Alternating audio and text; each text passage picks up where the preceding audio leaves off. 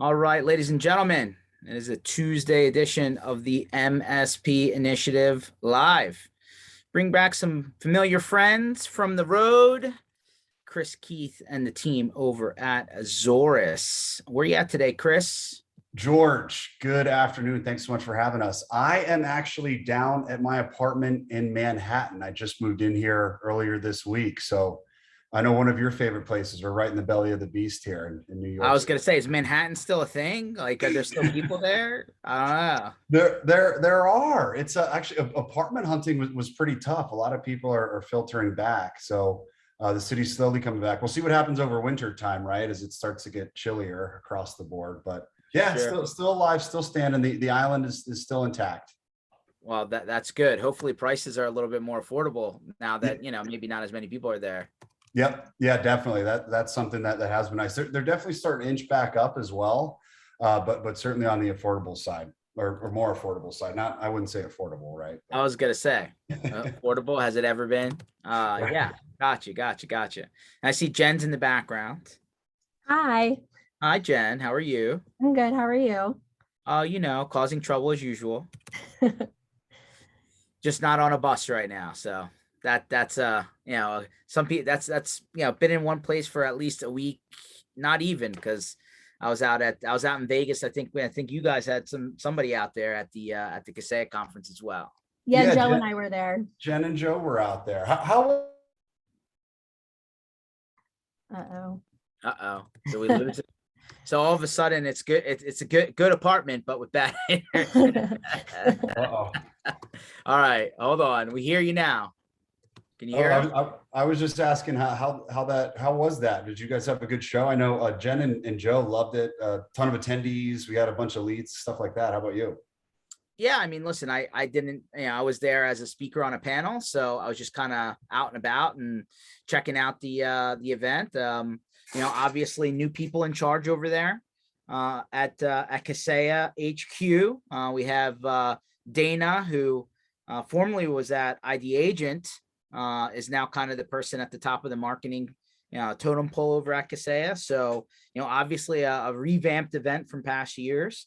But Vegas is a tough one, right? Like, I think they did a good job. I think it's improved from prior years, but I still really believe that, with so many things to do in Vegas, you may catch the attention for a little bit, and then they hit the strip, right? So I was actually in an interesting position where and I'm an Eagles fan. Go Birds. Probably fan is not the true definition, but the Eagles are coming out to Vegas to play this past weekend, and I actually came home on Friday, and the game was on Sunday.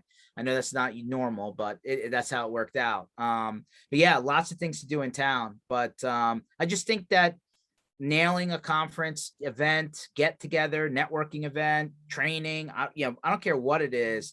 Once you put the word Las Vegas next to it, roll the dice. That's Pun intended, right? So yeah, just and that's the other thing, right? I ran into a couple of people out there that said, yeah, I've been here for 8 days, and I'm like, are you still alive? Like, is your bank that's a still have long money in time to it? spend in Like, Vegas. yeah, like Long time. 2-3 days, like that's pretty much what you should have, get out with somewhat intact. But 8 days, yeah, I don't feel good about those prospects. So but Yeah. anyway, yeah, What's the unspoken rule? It's like 3 days, 2 nights or something like that in yeah, Vegas. You gotta cut it off. yeah, You gotta get out of there. exactly right. So of course, you turn right back around, and if you have channel partners for the people that are channel partners and MSP Summit, as the Channel Futures tries to kind of jam both together, I guess.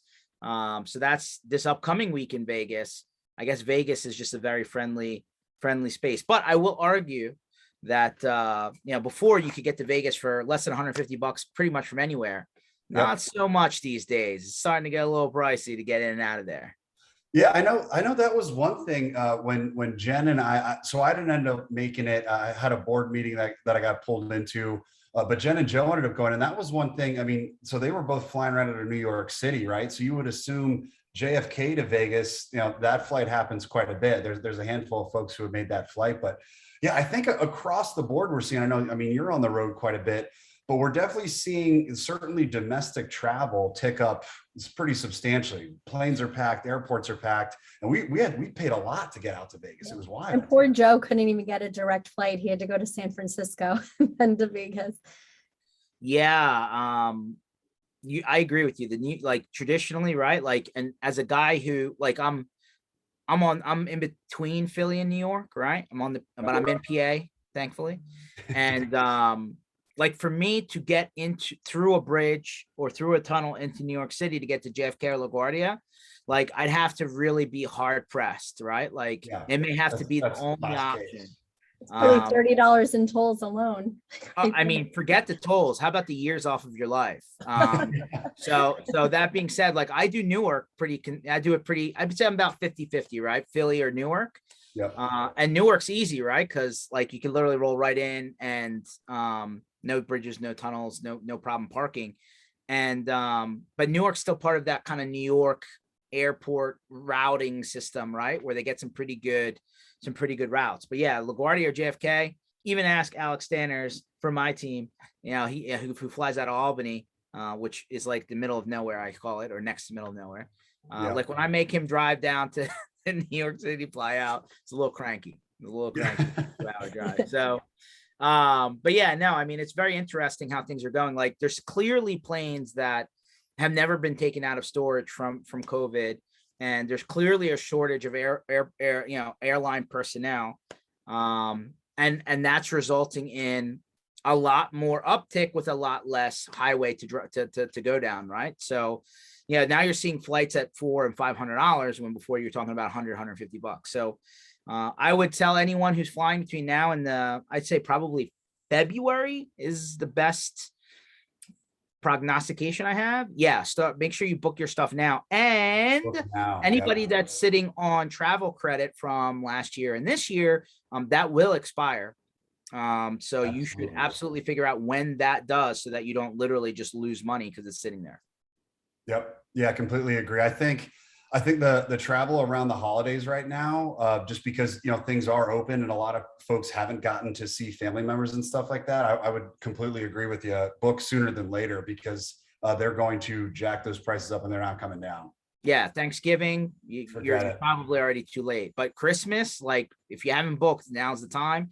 New Year's, like going into like pretty much end of February, past Valentine's Day, that kind of thing. So I know our friends over at Nerdio are doing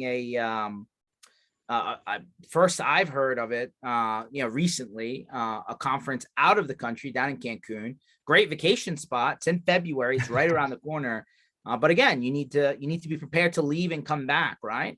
Passports are hard to get if you don't have them, or if your passport may have expired and you didn't even realize it. And if you are a frequent traveler, or used to be, like global entry and stuff like that, like those programs expire, and depending on your such circumstances, you may not be able to quickly turn them back on. So renew them, whatever. So like do the homework now. I'm curious. I really, I'm behind the Nerdio team. I love people doing special new things. I hope their event works well. And I hope that it's successful.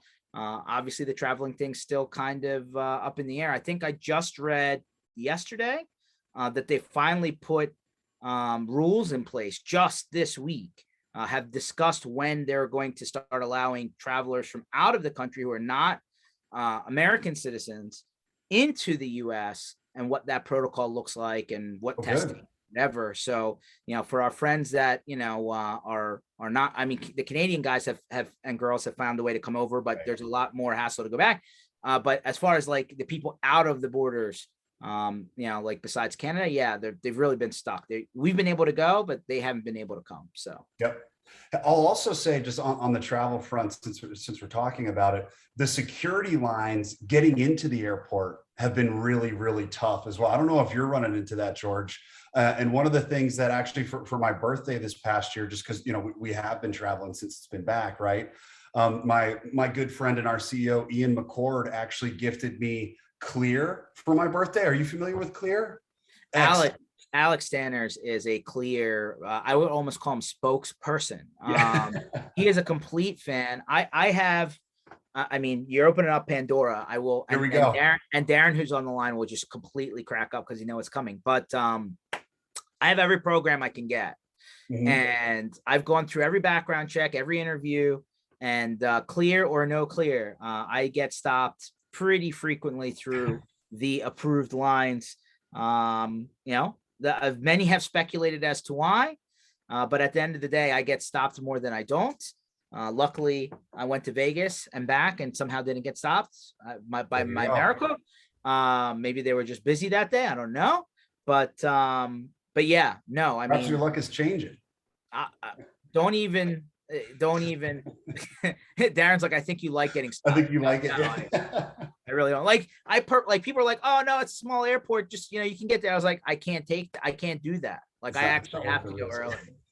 So yeah, I would say my luck there, and I've been stopped in every continent I've been to, one way or another. And yeah, I mean, many feel that I would say the very famous Paul Redding from Compliancy Group, his theory is that I'm vaguely ethnic. So they can't tell whether I'm left or I'm right or I'm middle. So they just stop me anyway. And I'm like, oh, that's very intriguing theory. And you might be right. You might be right there, Paul. So kudos to you on that. Paul's a sharp guy. I trust what he has to say. Yeah, and he flies out of the Memphis and like these kind of Nashville, right? These like tier 3 cities, and I'm just like, yeah, I could be flying out of a farm. It doesn't matter. I'll probably get stopped. But yeah, no, as far as security lines are concerned, yeah, I mean, best advice to you, having been traveling now for a few months in a row, if you're not driving somewhere, which I tend to do from time to time, if you're flying somewhere, yeah, I would say don't expect to show up an hour before the flight and get on. No.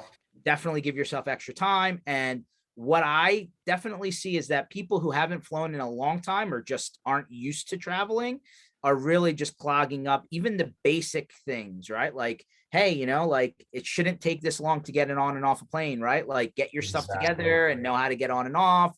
And like, just people aren't used to it. And it just, like, I love the people that forget something on the plane and then realize that they won't let them get back on the plane to get whatever that is. Like that's gone, finished. Yep. Never gonna see it again. So. George, I also feel like everyone is getting stopped in the metal detectors right now too, because it's either they forgot to take their watch off or they didn't empty their pockets, and it's just like every person goes through, it's bing, bing, because people aren't used to the process, Yeah, well, I love the, I'm good, right? Like I damn near am walking in with sweatpants if I have to, and like no socks. But I'll go through and then I'll love the beep, and then they're like, "Sir, come back." And I was like, "Me?" And they're like, "Yeah, you." And I was like, "Dude, I've been past this metal detector like by like 40 feet. What's going on?" They're like, "Oh yeah, you've been randomly selected." I'm like, "Oh, okay, yeah, all right." Yeah. So I don't know what to tell you on the metal detector side, but yeah, no, like people who are traveling, just get mental. It's like you're going through an obstacle course, right? Absolutely. You have to get mentally prepared because, you probably haven't done it in a while. And yeah, people get salty and angry and fidgety in the line, and don't be that person. That's the best advice I can give you. Although I will give you one tip. So now when you go to scan your boarding pass, like some of the airports have updated their TSA equipment, and now you put your ID through a scanner. And sometimes they ask you to put your boarding pass on. Sometimes they already have your information from your ID. So that's something new, right? Where you roll up and you literally just whoop and woo, woo, and it comes out, and you're like, all right, we're good. So it goes right through. That is good. Don't walk out. Surely don't show up without the boarding pass ready. But hey, you may not totally need it. There you go. There you go. That's my advice. And have you actually been to LaGuardia? Apparently they finished this like 10-year, $3 billion, something. So yeah, so that's where we fly out of most frequently. They finished B, right? So LaGuardia's got like A, B, C, and D. They finished B, which is really, really good if you fly United frequently. Fortunately or unfortunately, I'm a Delta guy. So Delta is C and D, which are still under construction. So it's getting there. Like B does look really good. To your point, there's a Shake Shack in there, and like an American Express Centurion Lounge. So that's all well and good. But C and D are still very much under construction. And I'm crossing my fingers that it'll be done sometime before the year 2030. But I'm not holding my breath. 20, 30. Yeah. By that point, you'll be able to order like an Uber airlift to your apartment. You just That's walk yeah. on. We won't be physically driving the cars anymore, right? Yeah. It'll all be I don't automated. I don't know. Give it what it's worth, right? I still like to be the person behind the wheel. Yeah. They never quite really replicated Knight Rider and Kit, which in my Not yet. opinion is the blueprint for everything that they're trying to do. I don't think you'll be parking a Tesla in New York City anytime soon. Likely not. No. Probably not. Yeah, probably more than the apartment rent. Anyway, so since we're already on it, and we're halfway through. So obviously IT Nation around the corner. Yep. I'm sure you guys are going to be there. We'll be there. I don't know if you're going to be at channel partners. That's next week. So it's like, IT Nation's 2 weeks from now, channel partners next week. IT Nation seems to be pretty much the anchor to the channel travel season. There's not too much in the schedule going to the end of the year after that. So if anyone is planning on headed down to Florida, even if you're in Florida and you just want to stop by and say hello, right? So our MSP Initiative and a bunch of our friendly vendors have band together, and including Zorus, and we've basically created what we call the MSP Community Block Party, right? So on November 10th, which I know is the middle of the week and school, work, all that jazz. If you're in the area, right, and you want to stop by, again, even if you're not heading to IT Nation, stop by. We're having a kind of end of year bash, right, for the channel from 9 p.m. to 2 a.m. That will be starting on November 10th, ending on the 11th. But if you're going to IT Nation, surely would love to see you. Head over to mspinitiative.com under MSP Block Party, and you'll have an option to submit for a register, to be invited. And we'll get, if you're an MSP, we'll get you in there for sure. So definitely do that. There's our monthly giveaway. You'll see the giveaways page on mspinitiative.com. Don't hesitate to do that. And let's talk about how we got here so far, Chris. It's been an interesting, bumpy ride. So we came hopefully out of COVID. I guess we're not officially there, but we're hopefully leaning in that direction heavily, and kind of things started to sprawl and open up, and but during all of this up and down we saw, the cybersecurity thing really become front and center, right? Yep. Lots of headline news, to the actual kitchen type, hey, heads up, bad things are happening messaging. I've mentioned it now several times in a row. The government doesn't seem to have a handle on things. They're just hey, it's going to happen. It's going to happen more. And that's just how it's going to be life. And I'm like, your best. Yeah. Okay. But then they've also introduced legislation, which has not been voted on yet, but is currently being, started from the Senate side, I'm told, where they're basically saying if you're 50 employees or above, which is a large chunk of, the companies and nonprofits and stuff in our country, yep, or a state or a local government agency, and you have had an attack or a ransomware demand or a crypto transfer, you have 72 hours to report that to somebody. I don't know who that is yet, CISA or whatever. And if you don't, then there's going to be a 0.5% of annual revenue, gross revenue, fine, for not reporting that, apparently. So it kind of, when I put all of that together, I say, all right, bad things are happening. The government doesn't seem to have a way to help anyone that we can see. So the bazooka has been turned back around, and they're like, hey, listen, we're now putting it back on the people that are actually getting jammed, right? Not only are you getting hit by the bad guys, you now have to report. And if you don't, we're going to hit you. And it's like, okay, but where does all of this go? So the way I take things away from all of this, and again, my personal opinion, take it for whatever it's worth, is you're on your own. You need to figure out what you need to do to make sure your door locks, because otherwise nobody's coming to save you. And the insurance company that you think is your last safety net line has started to figure out that, hey, they're finally getting hit badly. And if you're not doing the minimum, and they stipulate now what that minimum is, and it's more than just having a computer that turns on, they may deny your claim. Yep. That's all a lot of pretty clear and pretty Billboard 95-ish. Hey, wake up. If you don't start doing something now, you're going to be the wrong checkbox on the list of people who wish they did something ahead of time.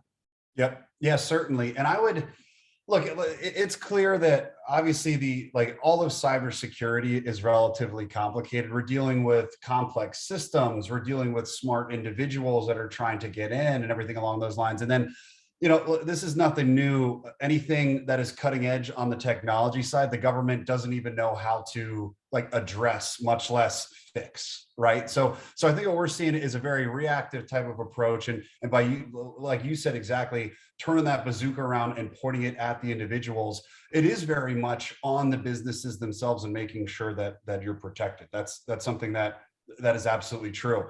It's something that's important. I think that we need to continue to keep in mind as well, because it's not going to change. And what I would do is take it a step further. Not only do you want to make sure that you're doing everything that you can, and knock on wood, and again, it's impossible to be completely perfect and fully protected.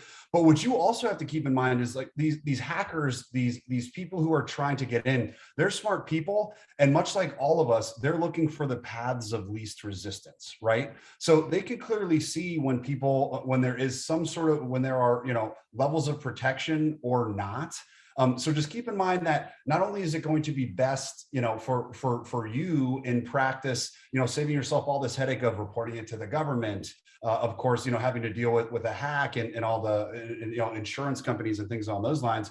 But understand, if you're proactive, if you take a few steps in, going above what the status quo is, you're really doing yourself a huge favor, because people who are trying to get in, people who are sophisticated and doing things that they shouldn't be, that they shouldn't be doing, they can see and they're aware. So taking that first step, though, it's complicated and cumbersome sometimes, is really, really vital in starting the entire cybersecurity process, right? Yeah, I mean, before, right? Think back into the 2000s, right? And that may have been before your time in cybersecurity land, Chris, but before it's antivirus, maybe like a malware type engine and this firewall in your network, and hey, worst case scenario, you got a virus, just reformat your computer, right? I mean, I hate to even say the words, but that's how places like Geek Squad are erected out of nowhere, right? They're like, hey, we're going to help you reformat your computer really fast, and we'll just flat rate your price, right? For the really small company,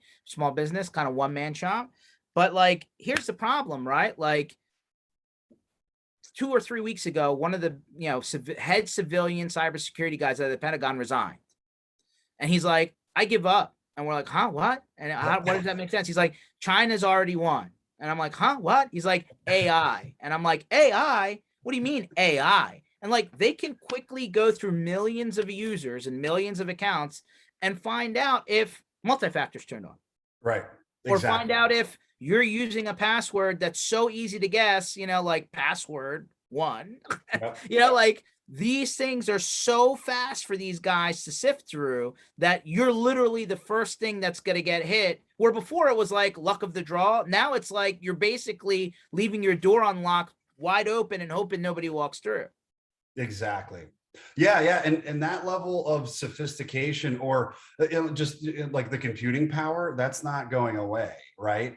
So, to just assume or sit back and again, take the passive or not the proactive approach, not only is it going to get bad, but it's going to get bad exponentially for you, right? So putting yourself in a position to avoid those sort of circumstances is tough. And it's funny, George, you brought up just in the beginning of this conversation that very much so cybersecurity is on the top of everyone's mind, and now it is. It's because these big enterprise companies, whether it's the pipeline earlier this year, not only did that put it on the map, hey, not only are we vulnerable as individuals and small to medium-sized businesses, but these huge enterprise, companies with, millions and millions of billions of revenue are also vulnerable. But then you open up the hood, right? You peek underneath and you realize that, like a 10th grader could have hacked into those systems. So it's very much a catch-22, and you absolutely have to be crossing your T's and dotting your I's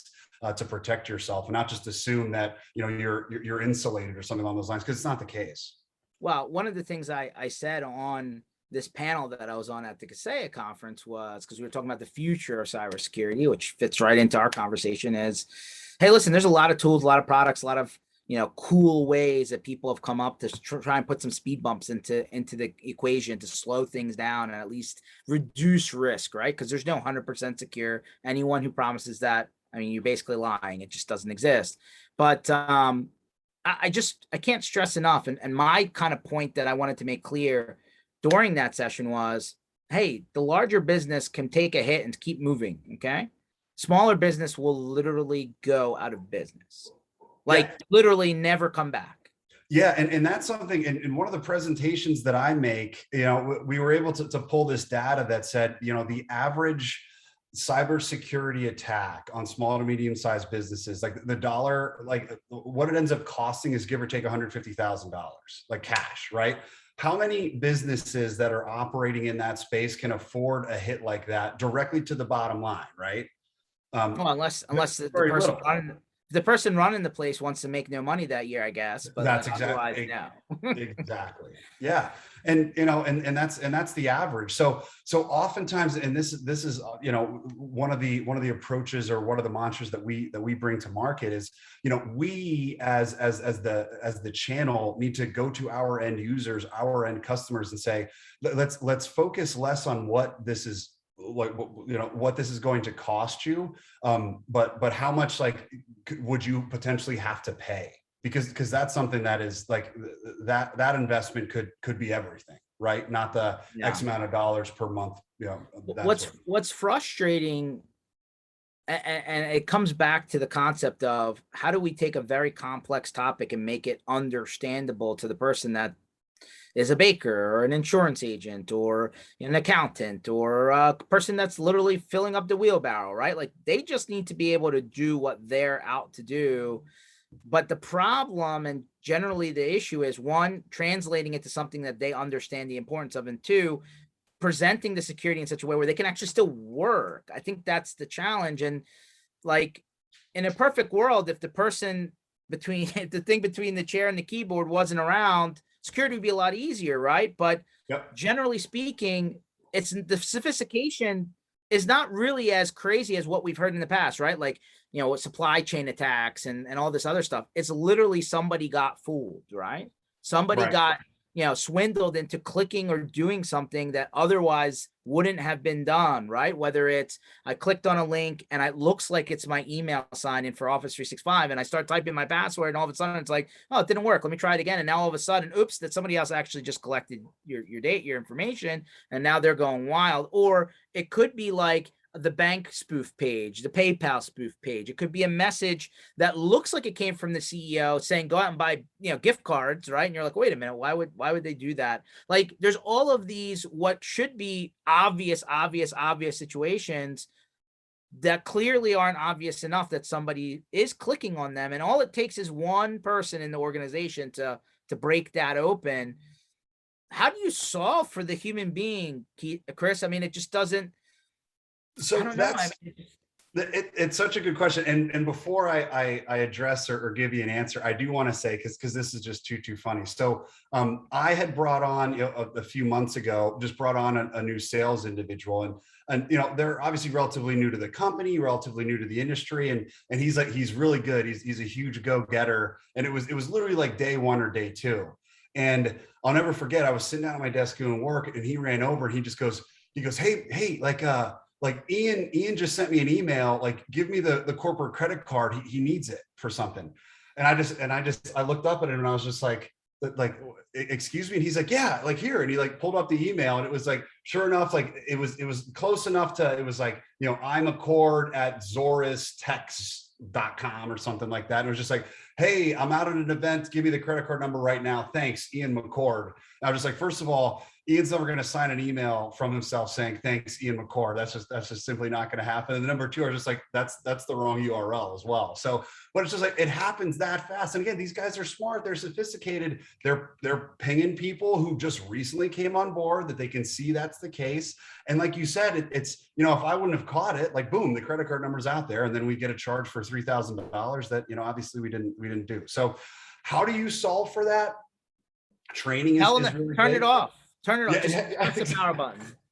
So training is big, but I am happy that you brought up, look, this world that we live in is extremely, extremely sophisticated. And this is something that I feel I'm passionate about, George. And it's also funny, we're actually having, so on the Zorus side, we obviously do web filtering from a cybersecurity standpoint. We have an agent that lives at the kernel level of your device that takes a look at all the HTTP, all the HTTPS traffic, and we give it a thumbs up or a thumbs down before you can click on a link that we deem unworthy, right? So if you try and go to a website that we don't trust or click on something that's malicious, we're going to block it before the page even loads, right? Well, we are coming out with some additional functionality that is just, again, adding to the level of sophistication with that agent. It's launching sometime later this week, early next week. But I made sure that our entire sales team is sitting down with the head of engineering, our CTO, Greg Gage, later this afternoon.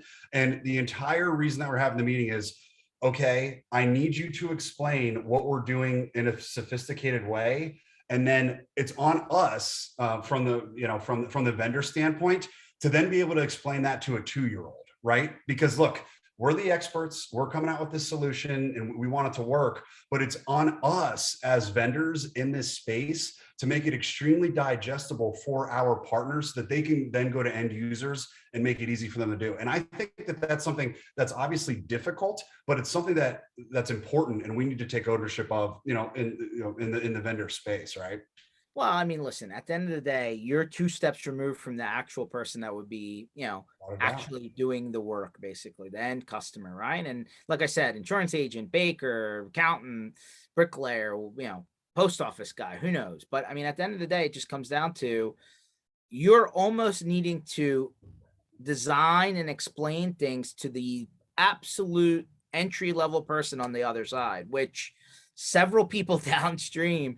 And let's face it, I mean, a lot of people, like we hear all the time about IT service companies and MSPs bringing in new people and not having enough time to train them properly. That's Right. one level down, right? Let's talk about all the way to the equipment rental company you're servicing, right? Like, or, think about the rental car agency you've walked into. Like that guy knows, all right, here's an even better one. And I use this example all the time. The Walmart customer service counter person. Have you ever walked That's into a great Walmart? one, George. Like it's extremes at Walmart. There's never in between where things are just okay. There's either ghost town, there isn't even anyone there, nobody's even behind the counter, you can't see anything, or somebody's really, really upset. And the person behind the counter is like, I know how to process returns. Like, you're talking to the wrong person. Yep. Like, let me get my manager. Like, that's the person we're talking about. Yep. Yeah, without a doubt. And that's the other thing that I feel like, look, we work in a technical industry and a lot of folks are technically savvy, right?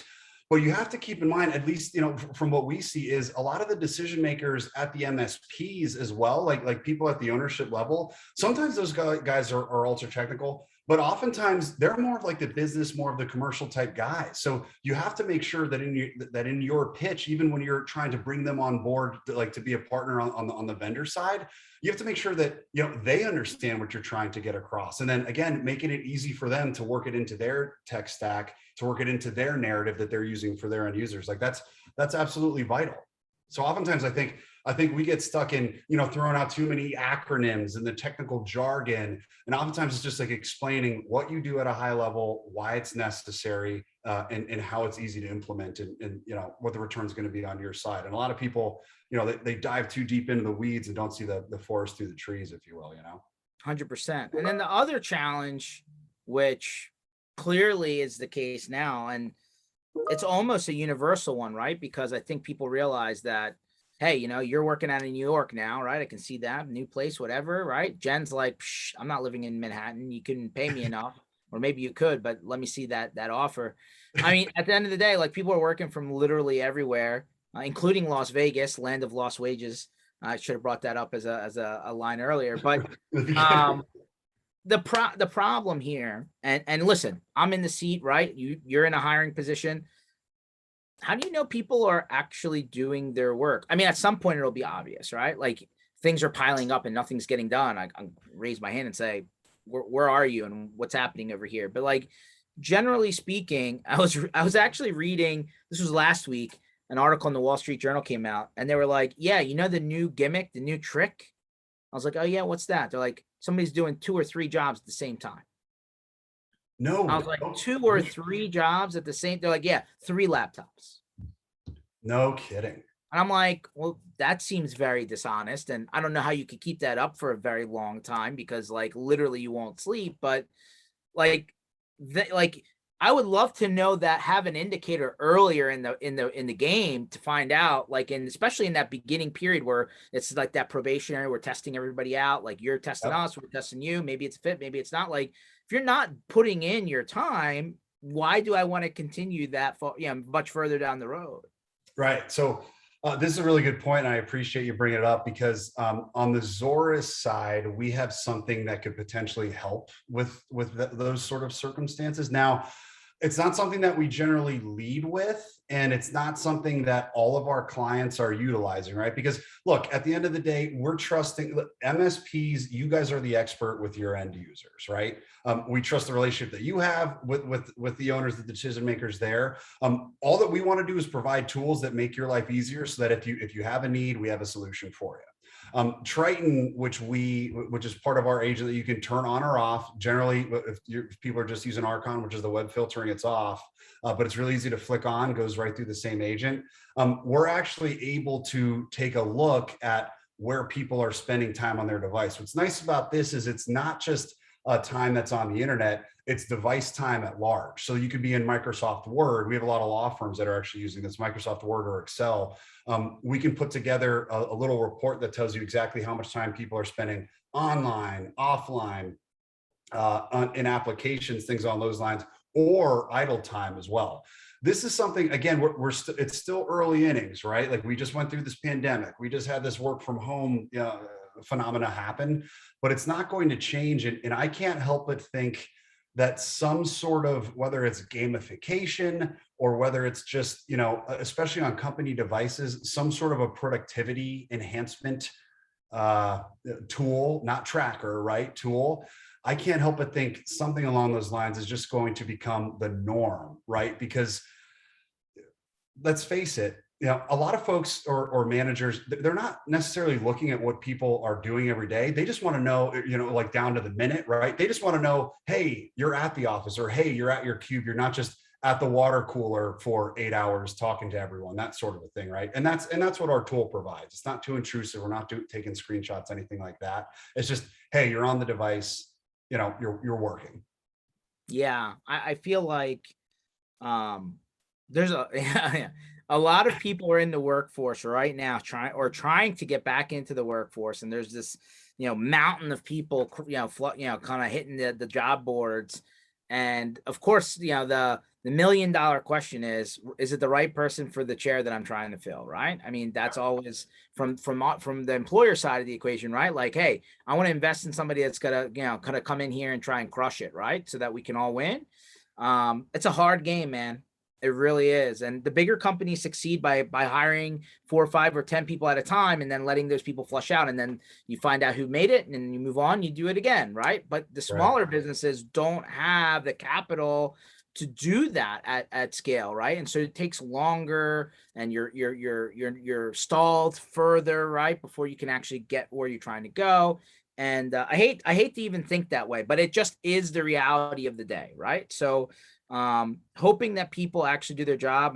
Don't want to get too aggressive, but you ever watch Bar Rescue? I have not actually. Oh man, Jen, have you watched Bar Rescue before? I have actually. Oh, dude, I love John Taffer. I love this guy. He'll literally go in. So Paramount bought out Spike TV, so now it's Paramount Network. They also bought it, took CBS's app and they kind of put it all together, and now it's all part of this new Paramount Plus. But whatever. So John Taffer is like this. This guy's been around forever doing bars, restaurants, and like he'll literally go in and try and save a bar, right? That's like on the edge of bankruptcy. And so he's like the prophet, but for bars. Yes, basically. And so he'll go in all the time and he'll do his like surveillance night, right? Where like they come in when the place is closed, they put these cameras all over the place, they see the place running on a regular night, and he'll be like, what is going on? Like bad things. People are grabbing bottles of tequila, they're running out the back. It's not good. Especially Yeah. Brent's like Taffer is badass. You're absolutely right. He is. I would love to meet the guy. He's opening up what he's calling it Taffer's Tavern now. He's opening up a bunch of places in the Northeast and along the East Coast. I think a couple in Pennsylvania. So I can't wait to, hit a grand opening and meet the guy in person. But he's based out of Vegas, and we all know what that looks like, Jen.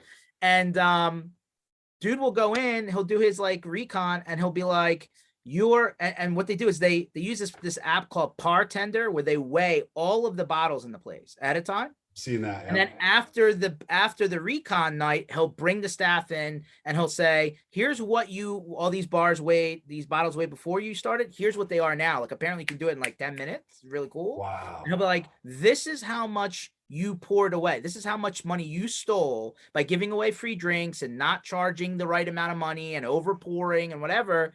And like, I take that same concept and I apply it here. It's like, you stole money, right? You applied for a gig. You said you were going to work it. And then you only worked a half a day, right? Every day for however many weeks before you got caught, right? Like, come on. Like, if you're going to do it, do it. If you're not, like, don't, hurt people by just taking money and running. That's how I look at it. I look at it the same way. Don't overpour, says Taffer. So Brent comes back and says, ever see the episode where his wife was the recon person and the owner hit on her? Absolutely, Brent. She's done like 3 or 4 recons. And I'll tell you what, he's quick to jump out of that van. He'll go in there real fast if it's getting out of control. But yes, I did see that one. And he's a Northeast guy originally, right? Even though he's in Vegas. So like that feeds to like our part of the world. And I love when like he'll go into the kitchen and start like throwing plates and shut it down. And yeah, that's his famous line, shut it down.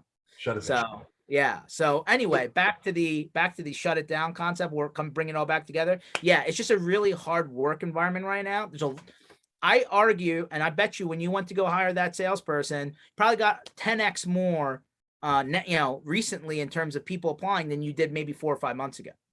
Yeah. So it's really hard, especially when you're in New York and you're hiring somebody from pick a state, Missouri, I don't Nevada. know. Yeah. And you don't know until you know. Exactly. And I will say, and I think you and I have even talked about this in person. I think it was on the last Channel Strong tour, but we were talking about how it is a catch-22, because I really like, as someone who's lucky enough to have the ability to hire people and bring people into my organization, on my team, I like not just having the ability to hire, in the Connecticut or New York City area. I like having access to hire people all throughout the country, right? Because that gives us access to more people, better talent, everything along those lines, which is great, right? Like that aspect of it is really good. But then it's also difficult because, I mean, as you know, as someone who can manage people or who has managed people, when you're with someone, you realize pretty quickly their work ethic, what they're really good at, the stuff that you need to help coach them up on, and things along those lines. When people are working from home, of course, like you're Zooming, you're on the phone with folks, but unless you know them, unless you've worked with them, it's a lot harder to pick up on that from a management standpoint. So again, as long as you're open and honest with folks, I think it's completely reasonable to just say, hey, we're helping you from a productivity standpoint, as long as it's not too intrusive, things along those lines. I almost feel like something like this it's just going to become more and more prevalent or accepted, right? And, yeah, and unless you have something to hide, you're not going to have a problem with it. The role obviously plays a big part of it, right? Like sure. If you apply, and here's how because we deal with IT guys all day long, it's like, think about it this way. If you go and apply for a job as a 911 operator, okay, like these are the people that take I'm literally bleeding, send an ambulance before I'm dead, okay? You showing up to work on time is not an option. Absolutely. Like if you show up late, people could die. Yep. Okay. But if in IT land, right, if you're working a L1, L2, L3 help desk role, if you show up late, it could be that cryptoware, went across the entire system and you didn't catch it in time. Like it may be the extreme example, but it's like, hey, listen, you're effectively a 911 operator. Mm-hmm. If you can't do it, don't take that job. Absolutely. And I bet you that a lot of our partners would make the same argument, because guess what? If that phone rings at 2 or 3 in the morning and they don't pick up, or you don't pick up, you're potentially losing clients, right? Like it is that serious. That's the world that we live in. Absolutely. Lives may not be on the line, but livelihoods most definitely are. 100%. So listen, there's a lot of tools out there. I mean, you guys have a great technology. It sounds like you're covering multiple facets of things. So technology is great. And obviously explaining and providing a value proposition is important, or else nobody's going to buy. But it's also utilizing a little bit of common sense and a little bit of tech jargoning is the best way for me to put it out there. And you got to find a way to explain the importance to the person who's ultimately at the end of the chain. Okay. Yep. And if you cannot get through to that person, doesn't matter what you're doing, because they're never going to participate with what needs to be done in order to lessen risk. Exactly. And that's really what we're all trying to do, and 100% is not possible, but imagine cutting your risk by 50%, 60, 70%. Like that's attainable without, getting a second mortgage. Okay. So, Exactly. but like it's a two-way street. Yep. Yeah, without a doubt. And that's generally like the most simple or explanation of when I explain what Zorus does or what web filtering technology does is all that we're simply doing is protecting you from yourself. Right. And people go, well, what the hell does that mean, Chris? Of course, like, this is my business. These are my clients. Of course we're protecting them. It's like, trust me, it's not that I don't trust you. It's that, look, there are, like we were talking about earlier, whether you're getting an email from your CEO your first day on the job, or you're accidentally clicking on a link of a URL on a new website that is literally mirroring what Amazon's checkout page looks like, things along those lines. It's on us and that AI and all that machine learning that's happening in the background to process all that information in real time. So we understand that, like, a lot of our partners, that they're sophisticated, right? They live in this world day to day. But just to bring it back to your points earlier, that baker, right? Those guys, the manufacturing folks, they're not on the lookout for this. So anything that we can do to install stuff that's silent, that's running in the background, that's protecting you from yourself, that's something that we deem valuable. And obviously that's the ethos of our solution, truly at its core. That's awesome. No, I mean, listen, I really believe, right? There's a lot, like in technology land, there's multiple roads, right, to get to where you're going. There's not, there's not any one way, right? But it's really important that people in the IT services space are continuing to evaluate easier and more adoptable stuff. Okay. Yeah. Because, like, you could get the most expensive thing in the world, but if it's not going to drive with your population, the people that you're dealing with, you're basically fighting yourself. I mean, it's the best way for me to say it. So the easier it is to adopt, the easier it is to use, the less steps that are introduced so that the people who are having to do their jobs on a day-to-day basis can get their work done, the higher adoption rate, the higher success rate. That's it. I mean, and by the way, I'm sure you'll say this, Chris, there's not any silver bullet. No one technology is going to be your be all end all. No. Yeah, it's just like investing, right? We see, cybersecurity, it's all about asset allocation or diversification, right? There's levels to this, and you want to make sure that you're protected across the board. Is it a little bit more work on the front end? Yes, absolutely. But on the back end, it pays dividends, right? So absolutely something that you have to take into consideration. Yeah, 100%. I'm excited to see you guys in Orlando in a couple weeks. Hopefully, I'm sure the weather will be nicer than it is in Philly or New York. Yeah, no doubt about it. I'm sure Jen has her flip-flops already packed, ready to go. I'm ready. Jen's She's packing up some swag to send down right now, George. Yeah, Jen's like, listen, I'm gonna have like a month or two to like just finally decompress after this. Like, she may not leave Orlando. She may just hang out for a while. She may. I know we're working on getting, because Sade is obviously on the ball, and she sent over a bunch of information. So much like to your point, we're going to be sending out a bunch of the specifics and information on how and when you can join us as well. And it's crazy to think it's only a few short weeks or a couple weeks away. Yeah. Time absolutely flies. But hey, when the vacation time hits, right, when the holidays hit, that's when the bad guys come out. Don't forget that. That's right. Right. All the bad things happened over holidays this past year, the big stuff. Right. So, and if you're double check that your bank accounts are locked down, double check that your crypto wallets are set up properly so that they're secure. Like, don't wake up the next morning and find out you got no money in your account. Yeah. Because think about it. Look, a bunch of people, you're buying gifts for people. There's a bunch of swipes going on the credit card, banking. So just stay on top of it. You're absolutely right. This is when we're vulnerable, no doubt. Yeah, this is the time. This is the holiday season is the worst time for bad things to happen in security land. One last thing that comes to mind is, hey, like, do yourself a favor. If I can give you any tip, right? Start to go through and not use the same password everywhere. Oh yeah. Like that's the note. Like you don't even think about it, right? And by the way, when I said AI earlier, they're smart enough to say, "Oh, here's your password, frog21," and you change it to frog22. Like Yep. they're smart enough to just add characters at the end. So like, do yourself a favor. Do not use the same password across all these systems because all it takes is one password to be discovered, and they're just going to try it everywhere. Yep. Yeah. Without, and so that, and then I would say like multi-factor authentication. It's click the button. You're going to have to sign in, and then you get a text message. But something that simple can save you a whole lot of Yeah. Yeah. Like seriously, guys, it's time to stop, arguing it and just start turning it on, right? Like Yeah. for the little bit of friction you've created for yourself will save you lots of commas and zeros. And by the way, time, which nobody's ever getting back, remember?